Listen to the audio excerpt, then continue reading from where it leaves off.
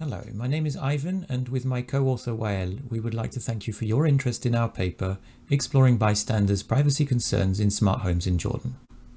Smart homes and smart devices continue to raise concerns about privacy and the encroachment of business interests into private domestic spaces.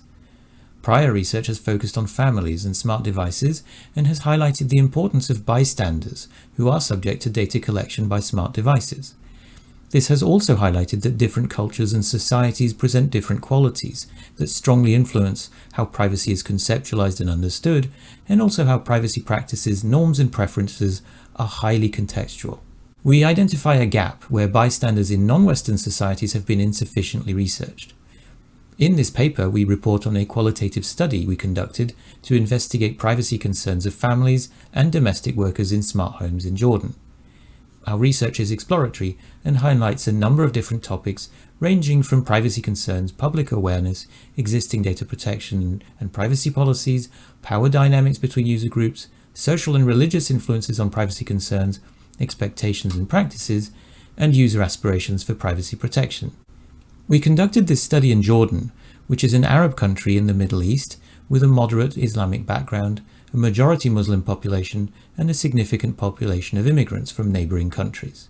We focus on exploring privacy in a Muslim non-Western context and scope our research to exploring the privacy of bystanders in smart homes. We used grounded theory to inform the collection and analysis of data and the validation of the findings. Our study collected data from semi-structured interviews with 20 participants, including 8 families and 12 domestic workers. Our analysis identified 220 codes, which we organized under the following 5 themes. First, weak public awareness of smart technology. Second, privacy concerns and expectations. Third, the perceptions of privacy rights and expectations. Fourth, the contextual, social and religious influences on privacy concerns and rights.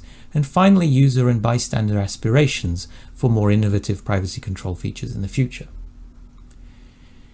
We found weak levels of knowledge, skill and awareness of smart homes and smart home devices. Many participants did not have a very strong understanding of smart technologies and generally demonstrated a knowledge of popular brands rather than types of device or smart functionality. Most participants also had relatively low levels of privacy awareness, where the main privacy concerns were tied to audiovisual data collection, but no concerns were raised about other types of data collection. In addition, participants did not demonstrate a good awareness of core issues tied to managing smart devices, such as how data was accessible to others, for how long data was stored, or for what purpose it was being used. We also found that recruitment agencies had a very limited role in raising awareness among domestic workers about smart technologies, and did not provide any guidance or information to potential workers. While the primary concern was audiovisual data collection, we also found that domestic workers in the home were seen as a potential threat to the family's privacy.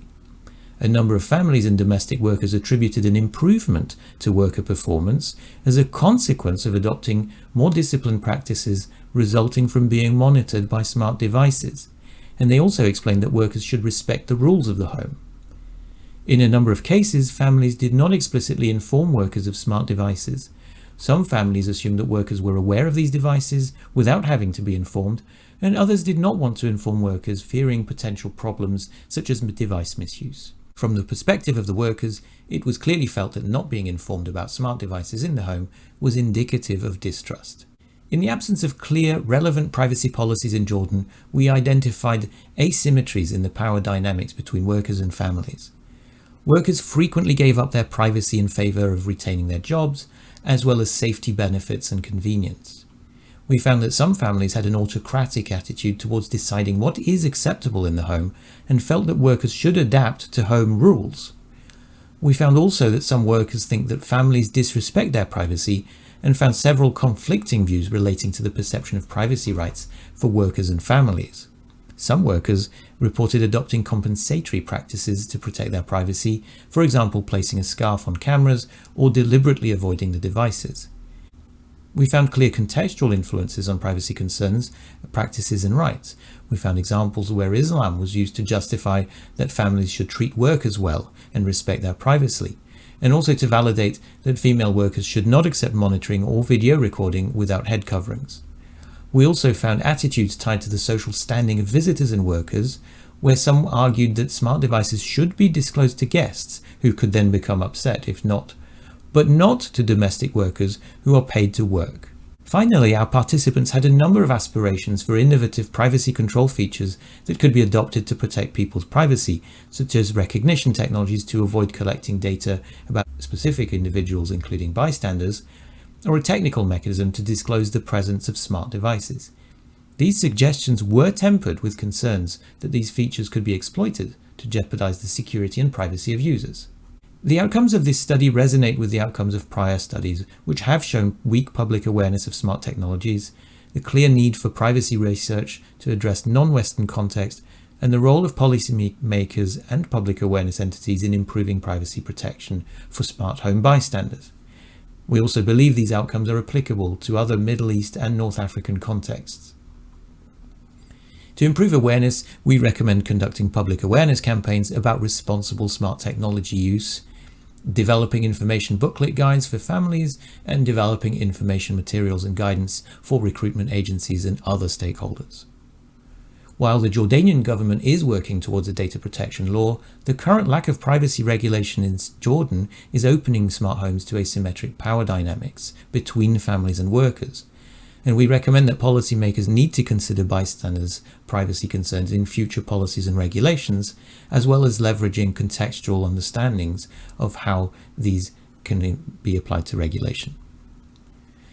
We recommend that smart device designers investigate and develop more innovative and contextual privacy features in response to the concerns and aspirations raised by our participants. Examples include new features based on AI to reduce privacy risks on different user and bystander groups, or improving agency by making devices discoverable, by making actions clear, and by requesting permissions where relevant. In summary, our study of bystander privacy in smart homes in Jordan identified a number of concerns, attitudes, and practices, and pointed to asymmetries of knowledge, control, and power dynamics between different user groups. We found several instances where social and religious norms influenced privacy practices, concerns and rights, and made a number of recommendations to address the gap in protection for bystanders. Thank you for your interest in our research.